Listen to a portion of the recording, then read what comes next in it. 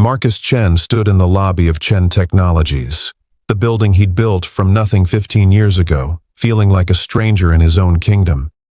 His worn jeans and faded Columbia University hoodie, souvenirs from his college days, drew disapproving glances from the receptionist who didn't recognize him. He'd been away for 6 months, caring for his daughter Emma after the accident that took his wife Sarah. 6 months of hospital rooms, physical therapy sessions, and sleepless nights had transformed the sharp-suited CEO into someone unrecognizable.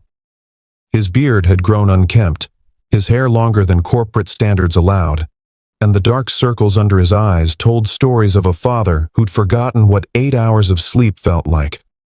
The receptionist, a young woman named Brittany who'd been hired during his absence, looked him up and down with barely concealed disgust.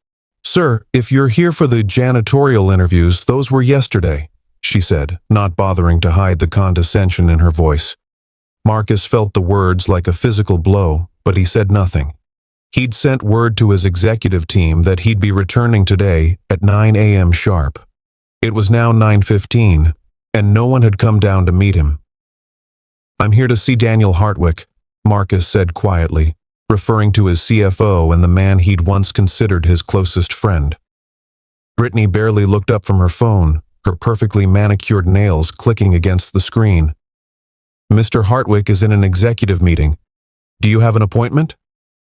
Marcus almost laughed at the absurdity. An appointment to enter his own company. "Please call him and tell him Marcus is here." She sighed dramatically, as if he'd asked her to solve world hunger. "Look, I don't know who you think you are, but Mr. Hartwick doesn't take calls from walk-ins. If you're selling something, you need to go through proper channels." Marcus pulled out his phone. The screen cracked from Emma's accident, another thing he hadn't had time to fix. He pulled up his employee ID and showed it to her. "I'm Marcus Chen, the CEO, and I own this building." Brittany's face went white, then red, then white again. But before she could stammer an apology, a voice cut through the tension. "Well, well, well. Look what the cat dragged in." Daniel Hartwick appeared from the elevator bay, flanked by 3 other executives Marcus had personally promoted. Jennifer Wu, his former VP of Operations, Robert Mitchell, the CTO who'd once worked out of Marcus's garage, and Lisa Thornton, the chief marketing officer who'd been hired away from Google at Marcus's insistence. But the people standing before him now were nothing like the hungry, ambitious team he'd left behind. They wore their success like armor, expensive suits, designer watches, the kind of confidence that came from 6 months of unchecked power. Daniel's smile didn't reach his eyes. "Marcus, buddy, you look rough. We weren't expecting you today." It was a lie, and they both knew it. Marcus had sent a company-wide email 3 days ago announcing his return, had personally called Daniel twice to confirm. "I sent the email, I called. I said 9 a.m., Marcus said, his voice still carrying that quiet tone, though something dangerous lurked beneath it. Jennifer stepped forward, her heels clicking against the marble floor. "Marcus, we received your messages, but frankly, we've been discussing whether your return is in the company's best interest." The words hung in the air like a grenade with the pin pulled. "Excuse me?" Marcus said, his voice barely above a whisper. Robert cleared his throat, adjusting his glasses in that nervous way he'd had since their garage days, but his voice held no trace of their old friendship. "The company has thrived in your absence. Revenue is up 42%. We've landed the Morrison contract, expanded into 3 new markets, and we're in talks with venture capital for a Series D funding round. The board has been impressed with our leadership," Lisa added, her voice syrupy with false concern. "And Marcus, we all know what you've been through. Losing Sarah, Emma's condition, no one would blame you for wanting to step back. Maybe it's time to consider a chairman role, something less hands-on, less stressful." Marcus felt his hands clench into fists. These people, his people, were staging a coup. Right here, in front of the receptionist, security guards, and early arriving employees who were starting to gather, sensing drama. "I'd like to see the financials." "In my office, now," Marcus said, his voice cutting through their corporate doublespeak. Daniel's smile finally dropped. "Your office has been repurposed. Jennifer's been using it. She needs the space for her expanding team. We've prepared a nice temporary workspace for you in the West Wing. Small, but adequate for your transition period." Transition period. The words were weapons, carefully chosen. They'd planned this, Marcus realized. 6 months of his absence, and they'd constructed an entire narrative where he was the problem, the relic, the grieving father too broken to lead. "I see," Marcus said, and for the first time he smiled. It wasn't a kind smile. "I'll work from the temporary office today. I'd like financial reports, HR records, and all executive decision memos from the past 6 months delivered to me by noon. All of you, in that office, at 2 p.m., no exceptions." Something in his tone made even Daniel hesitate. This wasn't the broken man who'd walked in 20 minutes ago. This was something else. "Marcus, I don't think you understand the situation here," Jennifer began. But Marcus cut her off. 2 p.m. Don't be late." He turned and walked toward the elevators, leaving his executive team standing in confused anger. The gathered employees parted like the Red Sea, and Marcus caught their expressions, some sympathetic, others calculating, measuring which side to take in whatever war was coming. The temporary office they'd assigned him was indeed small, barely larger than a closet with a broken desk chair and a computer that looked like it belonged in a museum. But Marcus didn't care. He sat down and began making phone calls, first to his lawyer, then to the board members who'd actually been loyal, then to people whose numbers he'd kept private for 15 years, people who owed him favors. By noon, the reports arrived, delivered by a nervous assistant who whispered, "We're glad you're back, Mr. Chen. Not everyone here agrees with what's been happening."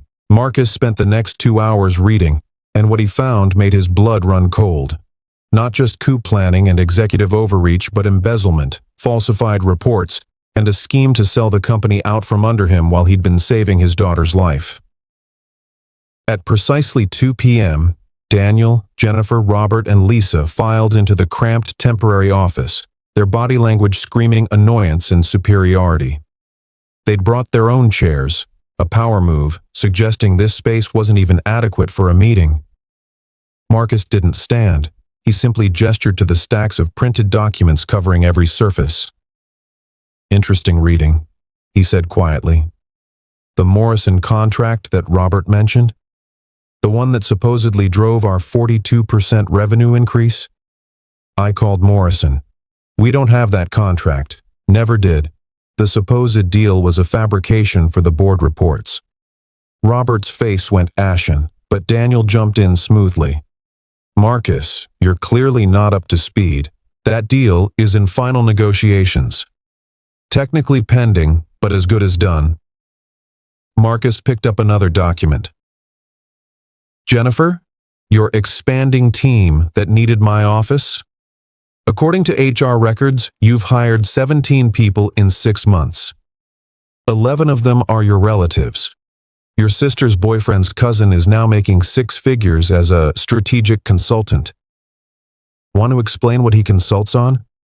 Because his LinkedIn says he's a DJ." Jennifer's confident facade cracked. "Those hires were vetted. They're qualified. You're just looking for problems because you can't handle that we succeeded without you." Marcus's smile was ice. "Lisa, the venture capital talks. I contacted the 3 firms you mentioned in your board presentation. None of them have heard of Chen Technologies, but I did find wire transfers from our accounts to a shell company you control. $700,000 over 4 months, billed as marketing consultancy fees." The office fell silent except for the hum of the ancient computer. Lisa's face had gone from tan to gray. "Those were legitimate expenses. You're misreading the—" "I'm not misreading anything," Marcus interrupted, his voice still terrifyingly calm. "I spent 6 hours this morning with our forensic accountant. Want to guess what else we found? Daniel's been approving executive bonuses without board authorization. Robert's been selling proprietary code to competitors. And all 4 of you have been systematically preparing to force me out, liquidate the company, and disappear with golden parachutes worth $30 million combined." Daniel stood up, his face red with anger. "You can't prove any of this.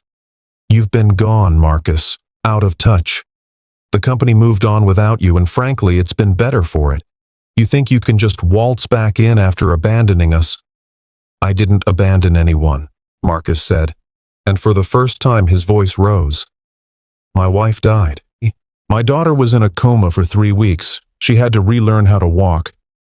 I was saving my child's life while you 4 were stealing mine."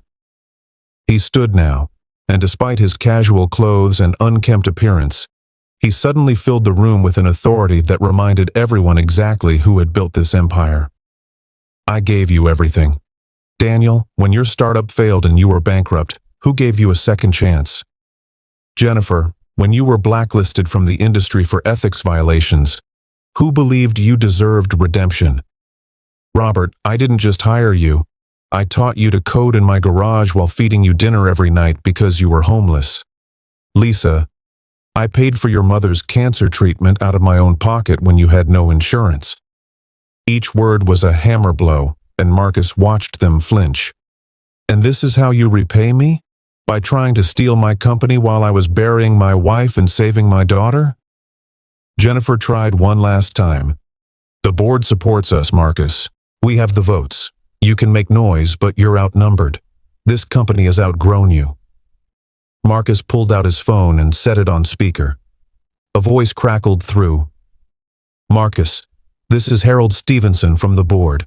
I'm here with Patricia Chen, David Wu, and Margaret Torres. We've reviewed the evidence your lawyer sent this morning. We're calling an emergency board meeting for 5 p.m. today. The vote will be on their termination, not yours. We're with you." The phone clicked off.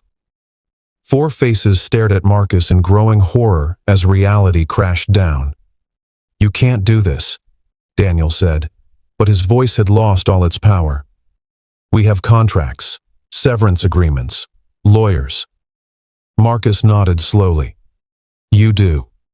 Which is why you're all going to walk out of here with exactly what your contracts stipulate. No bonuses, no golden parachutes, and I'll be filing criminal charges for embezzlement and fraud. But here's what I'm offering instead. Resign immediately, return every dollar you stole, and I won't prosecute. You'll leave with your reputations technically intact, though good luck finding work after I make some calls." He let that sink in. "Or, we go to war.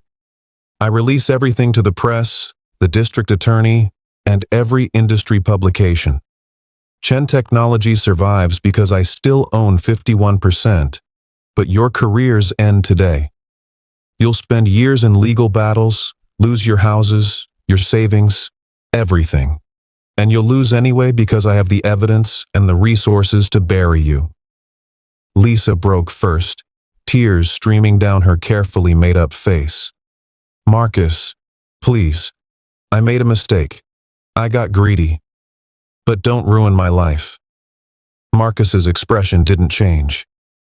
"You tried to ruin mine while I was at my daughter's bedside, while I was planning my wife's funeral, while I was learning how to be both parents to a traumatized 9-year-old.